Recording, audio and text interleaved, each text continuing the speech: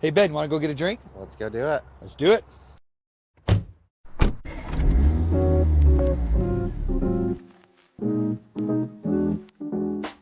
Hi, it's producer Nicole Denson, and today we're talking with Ben Ard, co-founder and CEO of Masset, and host of the Content Amplified podcast. Ben has helped build and scale companies all the way to an IPO. He's also deeply rooted in the world of tech, AI, and startups as a Utah Business Editorial Advisory board member. Ben is a marketing award winner who's known for turning complex ideas into clear, actionable growth, and a husband and father of 4 boys, which might explain his talent for managing chaos with vision. Back to the show. So what's the latest at Masset? It's a good question. We're having a lot of fun. We're kind of a cool startup where the groups that we work with know specifically that we're not the raise capital at all costs and have excessive headcount. We really like to work closely with our customers, and our whole goal is solving content chaos for businesses, and you should have a ton of fun of it. So the way that we do it is we get to work closely with people and really, sometimes actually build out custom solutions with them if they need integrations or functionality, and it's fun. So for me, that's the cool part. I've been in so many businesses where you don't get to have that relationship with the customer, and we're in a position where we've kind of built the business so we can. Nice. And it's a lot of fun. Like, that's my favorite part, getting messages, on all these shared Slack channels with customers with ideas, and being able to share with them, oh, hey, that was a great idea. We just built it. Go play with it. Tell us what you think, And how long does it take to get a great concept, whether it comes from somebody in your team or a customer, into a beta feature, into your stack as a beta feature? Is it fully tested feature? Great question. Honestly, it's all, the terrible answer that depends. If someone's asking for, UI, UX kind of changes, sometimes those are live after a weekend. Okay. But if you're talking about major functionality, for example, we have this cool feature called boards where you can create content and embed your assets, and you can talk about it and do all really cool stuff and link to it and create this whole microsite experience, and where people can review it, annotate it, whatever. Well, they'll go in, it's kind of like a published microsite, so I can say, hey, here is our brand new product launch. Here's what the product does. By the way, here's the one pager on it, and here's the overview video, and here's how you pitch it, and here's what you do, and you create these custom boards so you can do all your internal training. Okay. And then people are like, you know what, this would be so cool if I could share this with my partners. Yeah. And my outside vendors or the associations I work with. And so we're like, okay, cool. And we were able to go out there and actually do public sharing with it. So now they can share it outside of their org and do really cool things. And that was all customer feedback. That one obviously was a bigger feature. So that, it took several months and had to make the overall roadmap plan to be able to get there. That's fascinating. A business partner of mine and me, years and years and years ago, conceived of something we called Strictly for Money, which was essentially that. But it was paired with like a one-up shopping cart. So it was asset delivery for creative, like our clients would be creative professionals, photographers, writers, designers, musicians that were writing music or something, that could throw up a representation of the asset that they're building, a low-res version of the logo or some photography or whatever else, and it could be shared across multiple teams or whatever, annotations, feedback, logged for second revisions, third revisions, and then eventually the asset made available for sale through a shopping cart and delivered after money was collected. That's cool. And it just occurred to me, holy crap, you've already got that built. That's super cool. That's awesome. Well, for us, the big pain point was, I've worked at B2B businesses that have scaled up from less than 100 employees to 1,000, have gone public, things like that. And during that process, there's something that's real. It's called content chaos, is what we call it. Right. Just the disconnect internally for businesses to not know where the right assets are, where they can find content, where they can get answers, how to track if people are opening it, what's the right version, all of the confusion. it's shocking in B2B. There's so many people that just suffer through that. And so we said, hey, let's go fix it, but do it our way and have it be fun and be a team sport where everyone in the company has access. We can use AI to make it easy to find and do all sorts of cool integrations and tracking. And so we just kind of nerd out about it and have a ton of fun with our clients. That sounds so much fun. Making it even better. That sounds like so much fun. So, how are you using AI in your product now? Yeah. So we built a full AI agent. So we call it Myca, M-Y-C-A. Stands for My Content Assistant. Okay. And the whole point about Myca is when you need content, we're really putting Myca in the places where you're already doing work. So, for example, Myca sits on your Slack. Okay. And I can just message Myca and say, hey, I just got off the call.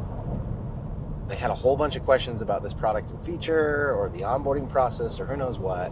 What can I share with them? And Myca goes and does all the heavy lifting, finds the right content, brings it up to you, and then a couple clicks later, you've shared it in an email, and now you're getting tracked results. Ooh, I love that. Do that. So we're adding Myca to really be that assistant to say, you know, the end goal with Myca is that it's easier to use content than not. Yeah. We want Myca to be so robust and so good that it's almost a bigger difficulty for an individual to actually exclude content because Myca's right in their face, helping them as easy as it can be to use the right content to help progress anything. Man, I would love to use this. We use Masset. We love Masset. You guys use it. Yeah, we need to get you on Myca. Yeah, I would love to. I mean, so I'm new, 6 months in Big League. Welcome. And thank you. And you know, I've been on my own for a long time. I've been an independent consultant for a very long time. I got my start in the agency, and back then it was file hygiene. The concept was file hygiene, right? You save the right file, very, very specific protocols for saving locally and then saving to the network drive, you know, the C drive. Like, that's how old I am, right? And so re-entering back into a fully remote, fairly large organization. I mean, 80 people approximately. It's not super big, but when they're all remote and there's, you know, in the age of AI, when each person is generating lots of documentation and lots of assets on a daily basis, it gets unhygienic really quickly. And that's been my number one complaint, is that in departments that might not be using Masset as well, or are just haven't been trained the right way, or just not using it as much, or maybe it's not necessarily like creative assets, which is really how we've aligned to use it a lot, but it's more like, well, here's a Google Sheet, and here's a Google Doc, and here's a Google whatever, and here's the link. And I found myself in the last couple of months having to be in the position where the best way I can find a document is to remember the conversation in which it was referenced, and then go into Slack and look in that conversation. So now my internal filing system is autobiographical, which is not very scalable. So the content, I mean, there's so much confusion, so I love it. Yeah, well, you mean, if you look at AI loves to learn, and it will soak up information left and right from anything you send its way. Yeah. And what we've seen is there are plenty of tools out there that connect to every single document, folder, system you can have, and they'll universally let you search it all. But what that does, it really dissuades the end user because they don't get accurate information. Right. Because companies have documents in their system that have been there for 12 years. And nobody's seen for 11 and a half. Yeah, but then AI takes it as gospel truth, puts it into the system, answers it, and now you're just perpetuating this negative information. For us, we have that clean new library where you put your content, but it is only for actual content you want to use. Yeah. As soon as something becomes outdated, you put a new version in, it overwrites the old one, replaces it everywhere it's been sent. AI learns off of the new document, and you're done. And all of a sudden, all of that negative and old information is gone. Yeah, versioning is a big headache for me. Yeah, I love that. Yeah, so that's what we focus on. And again, making it easy. And I don't know. I nerd out about it. I love stories. I love content. And so for me, it's just fun because you're giving employees tools to better tell their company's story, whether that's with prospects, customers, partners, agencies. It doesn't matter. The story that they're telling, they can tell the same story, and they can develop that story and really believe that the right story is being told to people. And as that develops and grows and becomes more impactful, everyone's on the same page. Yeah. So AI has plussed the platform for sure. Where do you see it being problematic, or its use is problematic? Okay, this is the soapbox moments that I love we it. kind of talked about. Yeah. So what I'm looking at with AI is a lot of people feel like AI can instantly solve all of their problems, regardless if they have a background in that industry or specialty or anything like that. So what I mean by that is, let's take myself, for example. Okay. I am not a lawyer. Okay. And I work with amazing lawyers to help us with the business anytime we need them. But if I were to say, okay, I don't need lawyers anymore, I'm just going to use AI, ChatGPT, Gemini, whatever, and it's going to write up all my terms and services, all my contracts, purchase agreements. It'll do all my red line reviews, any of that kind of stuff. I'm only going to get a subpar result out of that AI system, not because the AI isn't good enough. You're a bad operator. It's because I'm not good enough. Yeah. And so for me, the idea that we no longer need to build these skills or things like that is completely false. The better you are at your craft, the more AI can benefit you in that space. But, so it's an amplifier, not a replacer. Yeah, so that's kind of my big thing. A lot of people are like, well, cool, now we won't need a creative team, and now we don't need photographers. And I really feel like AI will put those individuals in the right place and give them the benefit of AI. But for me, as an individual who knows nothing about, again, legal or something like that, it only takes me so far. So I really do think that people can use AI to learn and grow, but it's only going to get you to the level of your own capability. I just don't think it's going to replace individuals or departments or specialties or anything of that nature where people don't know what they're looking for. They don't know what good is. Yeah. For years and years and years, one of the first real core values or benefits that I noticed that agencies... Go around. Okay. Oh, there we go. Or that clients would get from agency work, especially consulting, like, what I was doing or whatever, was I would help them learn how to be good consumers of marketing professional services. Right? So it's just the same thing. Like, whether you're outsourcing it to an agency or you're outsourcing it to AI, you're still outsourcing it. Yeah. Okay, great. That's nothing new. Yeah. But nobody would pay an agency $20,000 a month without any sort of guardrails or understanding if they can do what needs to be done. Yeah. And the less you know about marketing, the less you're able to go, oh wait, this is a good investment or this is a bad investment. Oh yeah. Same thing with AI. Exact same thing. Yeah, I mean, if you went to an SEO agency and just said, hey, do SEO, they're only going to take it as far as they can. Same with like a single prompt in AI. But it's where you really get into the weeds to say, hey, our approach is very specifically, we want to show up in AI-related search. Here are the main keywords we found that have been the most impactful. Here's the kind of content we want to release. Help us really take advantage of that opportunity. That's when you get the value. That's when you can actually go in there and start to amplify, like you said, your efforts as opposed to creating stuff brand new. So, can you share a little bit about what's on the Masset roadmap? Sure. Yeah. Happy to do it. This will be very forward-reaching, but like I mentioned, Myca is an element where we really do want to build adoption and accessibility to content. And one of the number one problems with AI is it's very reactive. Yeah. Most people, I am going in and I am actually prompting it. I'm asking questions. I have to know what to ask. That's another reason why it can only help me to the level of my ability, because Right. you know, that also dictates the quality of my prompt and my conversation. Yeah. So for us, we're looking at ways to enhance Myca with proactive opportunities. Ooh, I like that. So I get off of a phone call, and now Myca has full context of what we talked about. It knows my CRM data, things of that nature, and can say, hey, Ben, here are 3 files that will answer their questions, help them progress, and will genuinely benefit them. And I've already created the share links. I've already done all the heavy lifting for you. Literally copy and paste this in your email and you're good to go. Oh, that's amazing. So that whole proactive side of things, same with keeping your library clean. Hey, Ben, this document has been touched in 5 years. And by the way, it contradicts stuff. Can we just delete it?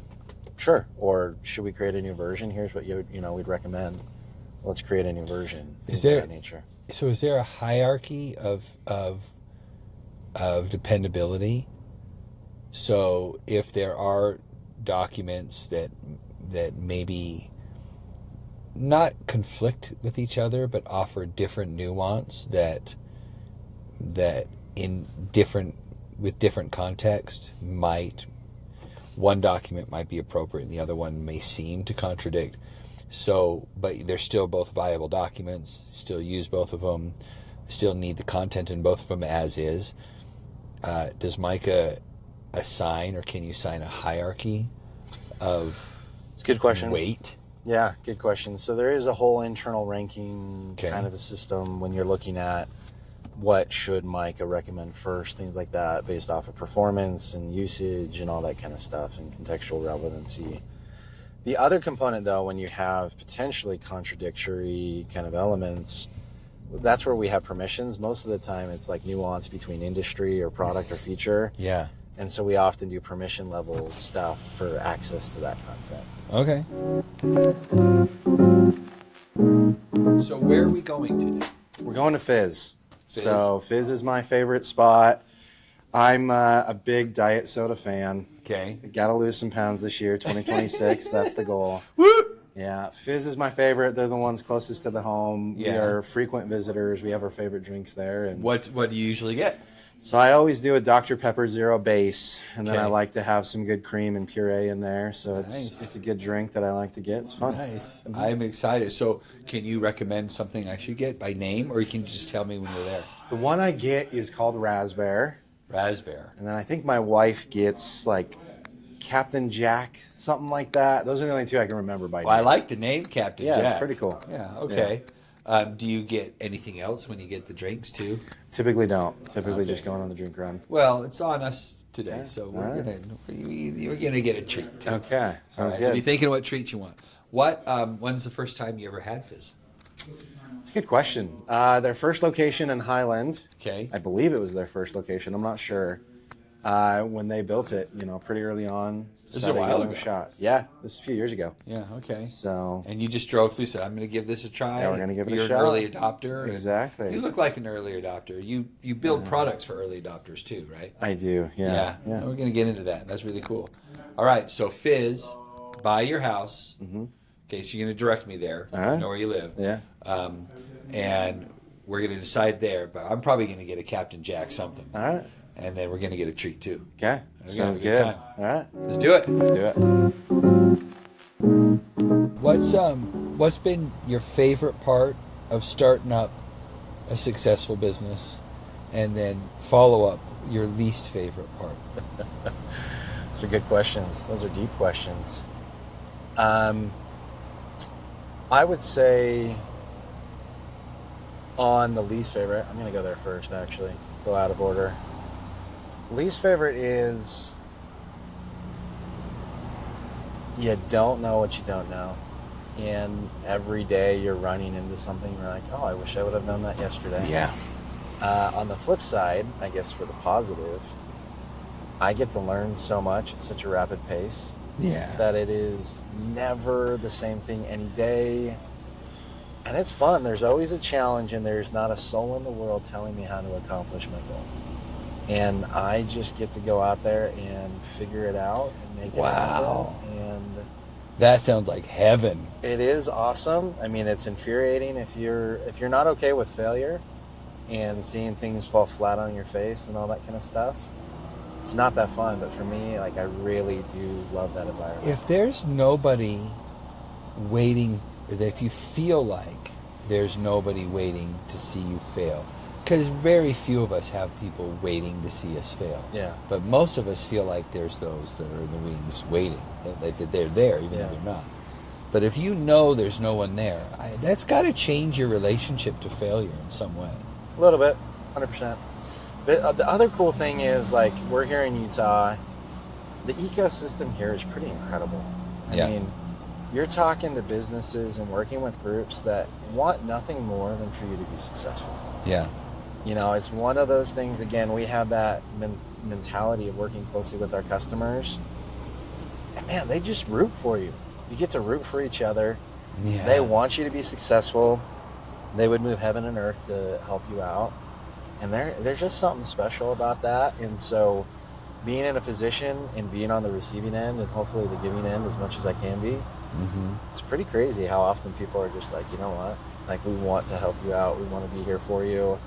And most of the time that comes in the form of, like, hey, you know, when I started my business, here's recommendations and ideas and things like that. And so it's a fun ecosystem to be a part of. I mean, there is something to the idea of Utah being one of the best places to build, and I really do feel it. We're grateful to be here. That's cool. How long have you been building Masset for? Masset was started 3.5 years ago, July of 2022. You got some really good traction for 3.5 years. We do work with some really big clients and have a lot of fun with it. That's really cool. That's really cool. I'll tell you what, though. I mean, you go on LinkedIn and compare yourself to everyone out there. Half the time you feel like a major win, the other half you feel like a total failure. Good. How are you? Doing great. I'll trade. Yeah, I so, recommend nobody does that at all. No, it's and everything's unique. No one's building the same thing. Orange cream fizz. Yeah. There we are. Thank you. Thank You too. Thank you. So what are your 5-year goals for Masset? Oh, I'm probably going to give you an answer most people don't like. I don't like 5-year goals. Okay. So I'm a big fan of us day in and day out doing exactly what we need to do as a business. And so for us, the best answer I can give is we have a sauna that we use for task management. And we have 3 projects in all of Asana. Everything is nestled under one of those projects. Okay. Number 1 and top priority is make customers raving fans. Number 2 is to grow the business. And number 3 is the business operations. Okay. And everything we do, if it doesn't fit under one of those 3 categories, it's not worth doing. Okay. And you focus there. And honestly, for us, we operate with profitability in mind. We're not trying to spend more than we make. Okay. We want to work closely with customers and make them raving fans. We want them to help us grow the business by having a great experience. And then My number 1 marketing hack. Yeah, word of mouth. Scale is a number 1. post-purchase proposition. Scale comes from customers selling you to their sphere of influence. 100%. That's where scale comes from. And I mean, I've been in marketing long enough. I did demand gen for a company for 7 years, and you know, after it's all said and done, you've spent all the money on AdWords and done everything like that. There are great ways of getting your name out there. SEO, paid, all that stuff does a good job. But if you really ask your customers how they really made their decision of why they wanted to go with you or found out about you, It's our friends. 50% of the time is word of mouth.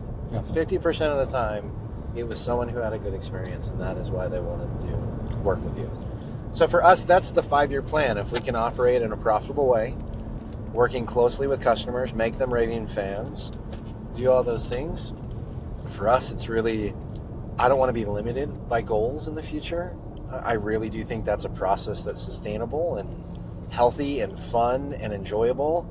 And in all honesty, you know, I'm kind of excited to see what that can bring our way. Yeah, I love that. That's and I'm exactly afraid that how the goals will limit us if we're actually putting them in their place for 5 years away. That's exactly how I approach. I mean, Big Leap runs EOS, and they do it really well.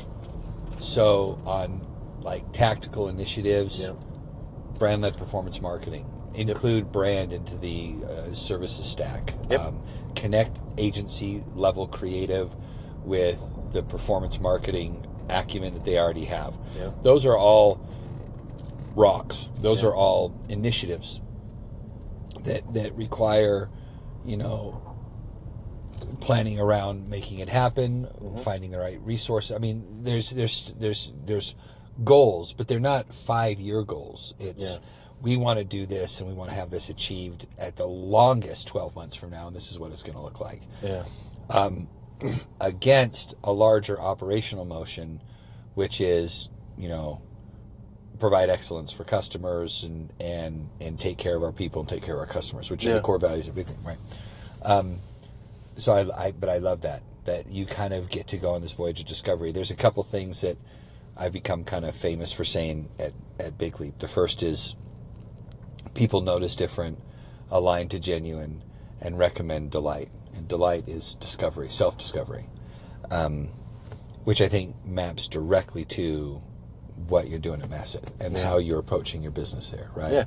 Yeah. Creating Raven fans, like the scales of post-purchase proposition. The second is that private business is the single greatest, potentially, cumulatively, the greatest force for good in the world now. I think long ago, government politics and government systems kind of abdicated their ability to do a lot of good thing. I mean, that maybe not in the future, but certainly I think there's a lot of stickiness there. Well, I think that, regardless of, I mean, everyone wants to do good, in my honest opinion. And, everyone has to find an avenue in which they can do good within their sphere of influence. Mm-hmm. And I do believe that privately held businesses allow you to expand that capability. I think that allows you to be a good member of society, of your community, things of that nature, where you may not feel like, anything other than a vote every couple of years can do a ton of good, and everyone can and should participate in all of that stuff. But I think everyone has to find a way that they can actively participate in making people better. And business is such a great way of doing that, whether it's employing other people, whether it's helping other people thrive, right? Supporting the community, all that kind of fun stuff. Yeah. And exactly. And so if that's a given, and and the way that you do that, the way you thrive as a business is offer something a little bit different, which I just interpret as original, which is, authentic and creative, right? So go to market with something that's authentic to you. How you go to market, what you go to market with, doesn't really matter. What matters is that it's authentic to you and that you're having fun with it, because with fun comes that creativity that eventually leads to something original. And you elevate whatever market you go to, right? Or you create your own new market, as opposed to just kind of competing and therefore diluting an existing one, right? Oh, I agree. But that's all about having the fun that you want to have when you're doing this. Like that's the necessary component. And you mentioned that a number of times on our drive, that you're having a good time doing it, you're having fun, you're working with clients, which is super fun. And just by your whole demeanor, it's clear that this is, one of the things I ask, I'm going to put it this way, one of the things I ask, if you weren't doing this, what would you be doing? A different way of asking that is, if you didn't need to do this for money, would you still do it? And I can bet that for you, the answer is hell yeah. Yeah. I enjoy it. I enjoy building. And I love your point of authenticity and originality. I think that the way that we find our tribe and our people is to be authentically ourselves. Mm-hmm. And I think for a business that, doesn't embrace the opportunity to have a unique offering, even with for us, one of the offerings is that you do work with us. You work with the people in the business. And, I love this kind of podcast format for people to see and say, oh yeah, it's not just the services they provide, it's the people. It's the people. And, that's a core component. I think businesses are doing a really good job with their content of highlighting their internal people in their content. It's not always behind a brand image or any of that kind of stuff. People are actually getting involved. And what I think is so cool is that will naturally attract the kinds of people that want to work with you.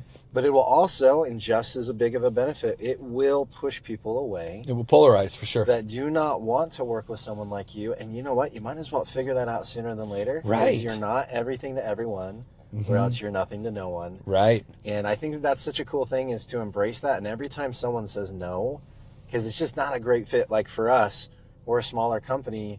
You know, for us, it's like, hey, you're going to interact with us and you're going to have impact. You're going to be a partner, all that kind of stuff. If they're like, yes, that's what I want, great. It sucks them in. But if they're like, no, I really just want a 1,000-person company who's got a track record for 20 years, we can't provide any of that stuff. And it's like, great, like you found your people and that's just not us. Go be free. Exactly. Yeah. And so for me, the more authentic you are externally, and the more you push people away, the sooner you find your people. Yeah. And there's always the term product market fit. If you have found enough of your tribe, if your tribe's big enough, that's your product market fit. Yeah. Because you have authentically found a problem that enough people want to solve in the way that you like to solve it. That's beautifully said. I love that. I love that. Thank you. Thank you. This has been awesome. I really enjoyed it. Yeah. This was appreciate fun. it. Yeah. All right, let's go in and report on how well this tastes. Okay. Deal. How many of these do you have a week? I don't want to answer that. I genuinely don't want to answer that. I'm not going to.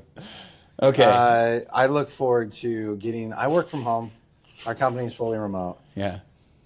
If I need to get out, it's to go get a Fizz. My goal is like this specific drink. I want to get them to name it after me one day. I need to meet the owner so I can just go and order the Ben. Well, this is going to help. I know. The raspberry, extra cream, Dr. Pepper Zero. One of the days I want on the menu the Ben. I think it's going to be great. That's awesome. Yeah. Well, I got the orange cream, and this is freaking amazing. Yeah. So I'm a huge fan. I'm a big fan. This may not be the only time I got a Fizz today. In fact, the first time I drank out of this today after we got it, I felt like I felt everything just kind of shake.